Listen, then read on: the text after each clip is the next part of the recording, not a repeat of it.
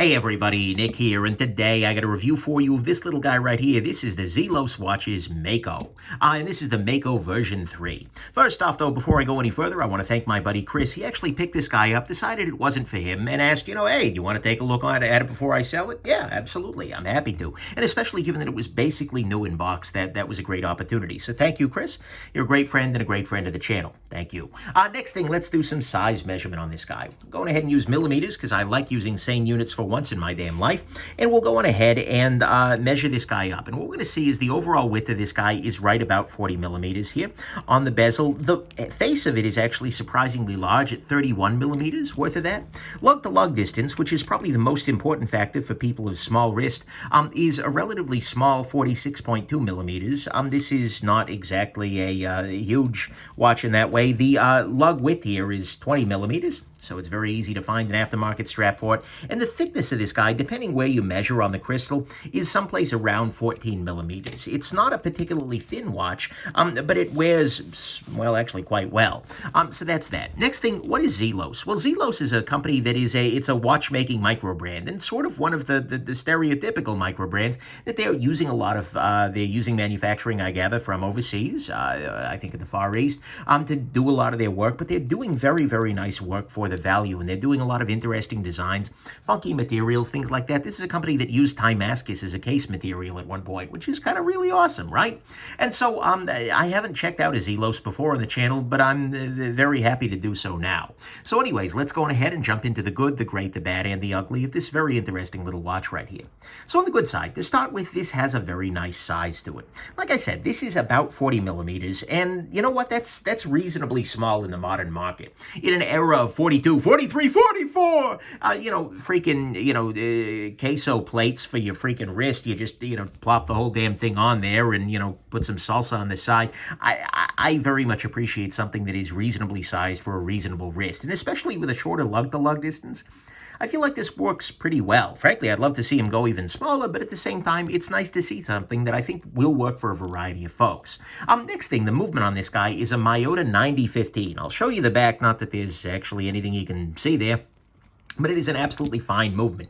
It is a hacking movement, which means if I pull the hand, or I pull the crown all the way out, the second hand stops, allowing you to set the time very precisely. It is also a hand winding movement, which means with my crown in the first position, I'm able to put a little bit more power into it.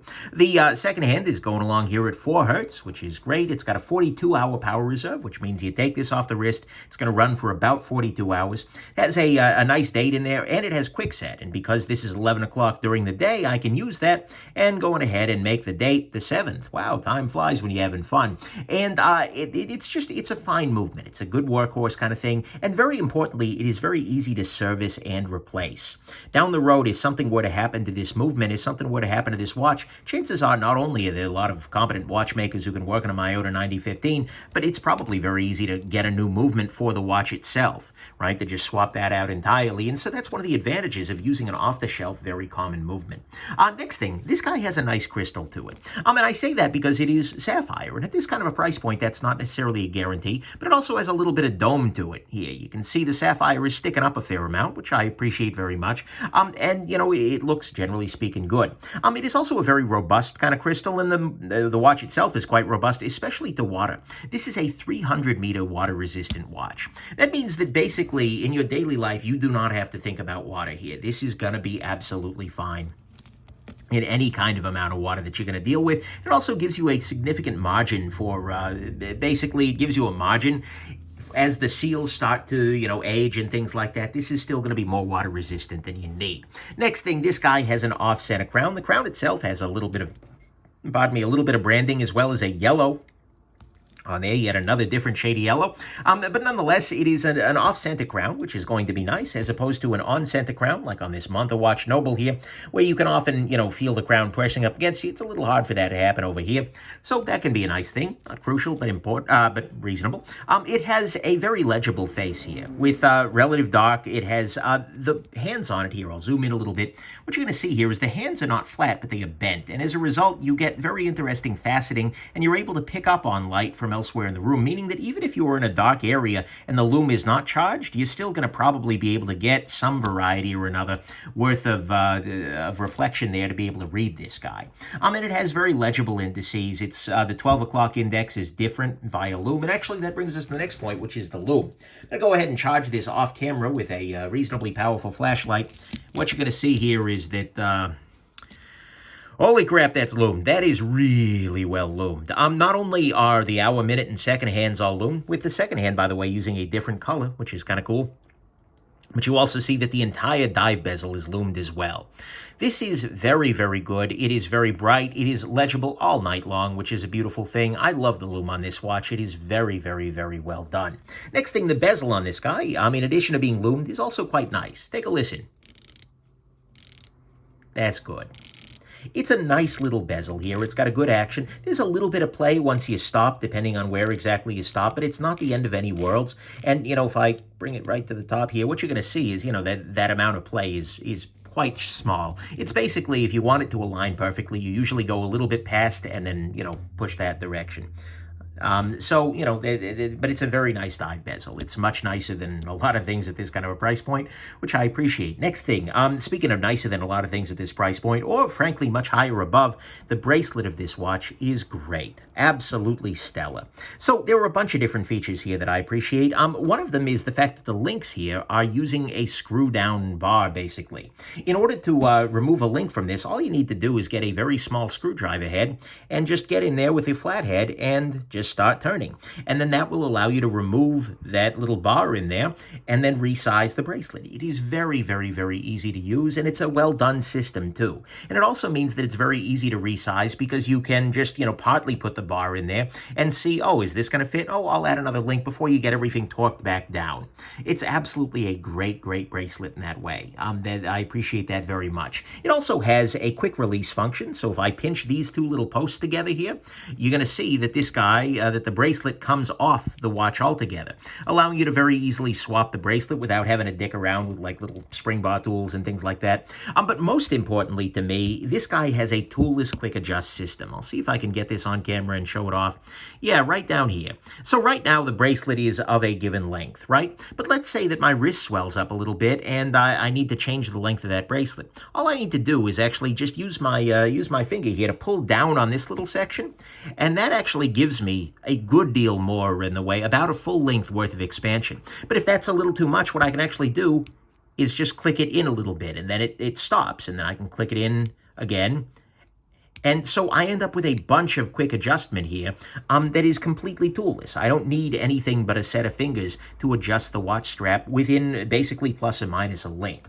Those are really, really excellent features. And coupled with a clasp that is very nice, that is not particularly lazy, where, yes, it's very easy to remove, but for instance, just hitting one of the buttons isn't enough to remove it. This is just a really great bracelet. In fact, it is 1/2 link away from being perfection, or maybe a little bit longer, quick adjust there, but that's me being very nitpicky. I just finished reviewing a what it would be, I guess, $2,800 watch that had a bracelet that was 1/10 as good as this.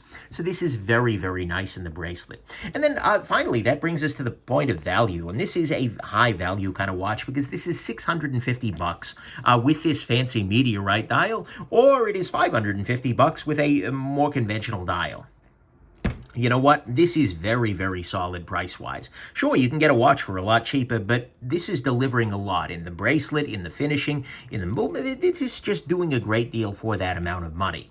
And so that, to me, is all the good, is that it's $650. It is an excellent bracelet, a nice dive bezel, really nice lume. It's very legible. It's got well-done hands, an off-center crown, a great sapphire crystal with good water resistance, a solid workhorse movement, and it is a very nice size.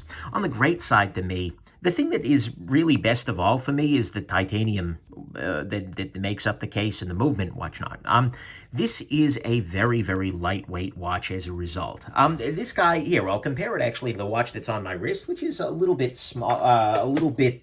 smaller in general, but it should give you a pretty good sense. Right now on my wrist, I have the Monta Watches Noble, which is another micro brand, a little bit pricier, but still. Adjusted for my wrist exactly, here we go. We are seeing that this comes in at 4.48 ounces. Also adjusted for my wrist, here in the titanium, This guy is coming in at 4.17 ounces. For a watch that is, by the way, larger, and a diver and a whole bunch of other things, this is a very lightweight watch. And not only is it full titanium, but they've done some surface hardening to try and reduce the scratching to it. It ends up being ridiculously wearable, right? I really feel like more people need to be using titanium for watches. It's kind of sad that a lot of the big companies aren't doing that, because having a lighter weight watch on your wrist is just nice. It is liberating in a lot of ways, and it makes a watch that is substantially tall wear a lot better than it would have with a very high center of gravity. Right? I mean, center of gravity is still going to be higher, but it's just a lot less mass, right? So it is just really excellent. And the fact that they're doing this in full tie at that price, that's great. So to me, that's what's great. The full titanium construction is a great idea. On the bad side, first off, a complete and total nitpick. The only thing, saving me from calling this bracelet, oh my God, amazing, is the fact that there is only a certain amount of quick adjust distance, basically. You get about a full link length worth of adjustment here. I would like to see either a little bit longer adjustment here, so you get a longer range, so you can get in over a link, or maybe give me a half link in there. That would allow you to adjust it exactly to your wrist and make sure that on a given day, you are going to be exactly, in the middle here, allowing you to tighten it up if your wrist shrinks and loosen it up if the wrist swells. This is going to get it perfectly adjusted to your wrist, but it won't always give you the same flexibility as if you had a half link, or as if you had, maybe a link and a half or 2 links worth of quick adjust there. This is a nitpick. This is still better than 99% of the bracelets in the watch world, but any extra flexibility is a joy. Next thing, the interior chapter ring. I'll see if I can zoom in here and show it off to you. It's very hard with the reflections, but what we see here is that we've got a 0, 0, 5, 10, 15, etc.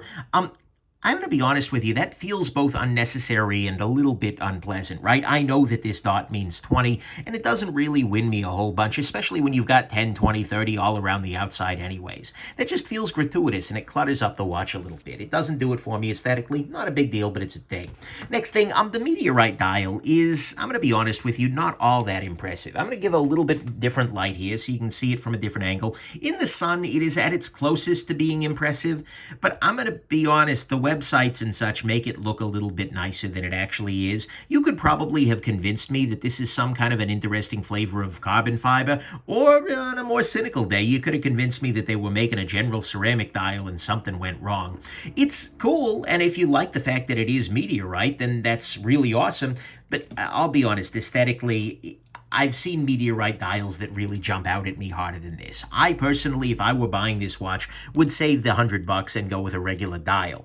I don't know that I love that. Then next thing, as you're seeing here, this is super duper reflective. This watch is going to reflect any damn thing in your life, including your I Am Nick Shabazz t-shirt, available at Shabazz.com. But anyways, I digress. This watch is massively reflective. You can see everything in there, and it becomes a little bit less legible in bright circumstances as a result. In a lot of ways, with the lume on it, so I could use a little bit of anti-reflective coating, something like that. I'm not going to drag them too hard for it, given the value they're delivering here, but that is an Achilles heel. And then finally, on the bad side, none of the colors match super well. Right now, you're actually getting a slightly better view than most because the lume is partly charged. But without that, you end up feeling like you've got 50 shades of yellow on this dial, right? You end up feeling like, because right down here, you've got a very bright yellow, and that's the same yellow roughly, although this looks brighter than on the tip of the second hand there. And then similarly, you've got this lume ends up often looking a little bit yellowy, just due to the fact that the lume is always going to be glowing a little bit. And then this outer part ends up looking like a different shade of yellow than this, than this, or than this.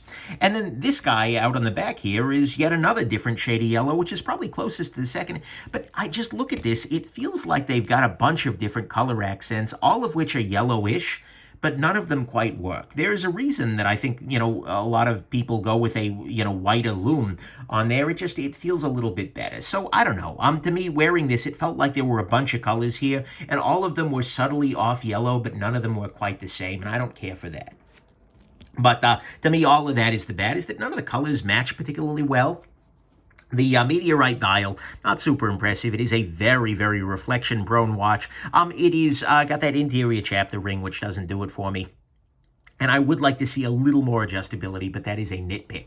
On the ugly front, the ugly part about Zelos watches in general is that they are very drop-based. What I mean by that is that they do the limited edition game. You know, if we look on the back of this guy, it says someplace in here, yeah, right here, we got number 140 some odd, 157 out of 250.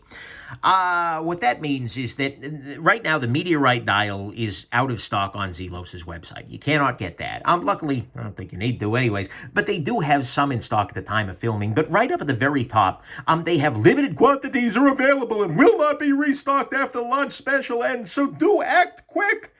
This is fear of missing out based marketing. Limited editions are one of the dumbest things that happen in, well, the watch world, the knife world, just period. It's like, tell me you hate me without telling me you hate me. Because limited edition marketing is always a little bit frustrating, but it's all the more frustrating when a product is really good.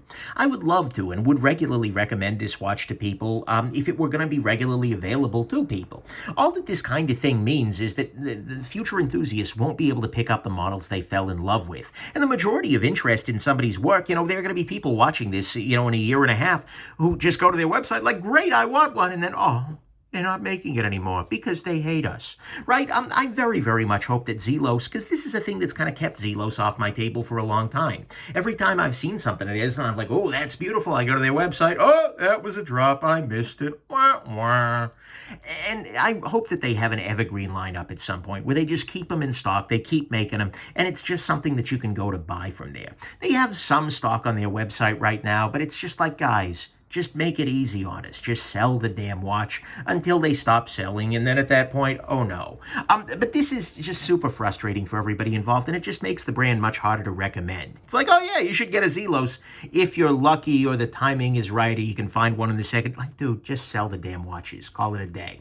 So anyways, to me, that's what's ugly is that it seems like most of their models are drop based and, limited edition kind of trash. And we don't need that kind of thing. Just sell the damn watch. Final conclusion, though, I gotta be honest with you, this is a very nice little watch. Even the fact that I'm still reviewing this, even with it being limited edition, is probably good evidence of that, right? Because that is a big demerit. But it's a nice size. It's got a solid and reparable movement, and reputable for that matter. It's got a good crystal, good water resistance, an off-center crown, nicely done hands, face, loom, a nice bezel, a really good bracelet. Like, absolutely, this should put a bunch of people to shame in the bracelet department. Breitling, oh, I'm sorry, I got a bad cough. But anyways, a very nice bracelet, a solid price, and it is a solid titanium watch to boot, which I just love. Yeah, the interior numbering doesn't super do it for me. The crystal is, oh my god, reflective. Hi everybody.